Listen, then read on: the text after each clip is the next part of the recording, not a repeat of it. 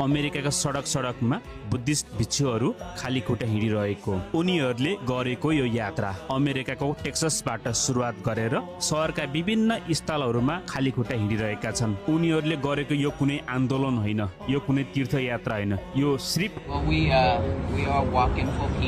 उनीहरूसँग छ एउटा आलोक नामको कुकुर। केही वर्ष अगाडि उनीहरू भारत गएको बेला यस्तै शान्ति यात्रा गर्ने क्रममा एउटा कुकुरले उनीहरूलाई पछ्यायो। न उनीहरूले त्यसलाई डोरी बाने, न उनीहरूले त्यसलाई तालिम दिए, तर त्यो कुकुर केवल आफ्नो स्वेच्छाले उनीहरूको पछि लागेर उनीहरूको साथसाथमा हिँडिरह्यो। पछि उनीहरूले चाहिँ त्यस कुकुरलाई नाम दिए आलोक। आज पनि अमेरिकाका सडकहरूमा हिँडिरहँदाखेरि चाहिँ त्यो कुकुरले उनीहरूको साथ चाहिँ छोडेको छैन। यसरी उनीहरूले शान्ति पद यात्रा गर्ने क्रममा अमेरिकाका जनताहरू कोही भावुक भएर उनीहरूको साथमा आइरहेका हुन्छन्, कोही चाहिँ उनीहरूलाई देखेर सम्मान गर्छन्, कोही चाहिँ थोरै दूरी भए पनि उनीहरूसँग सँगसँगै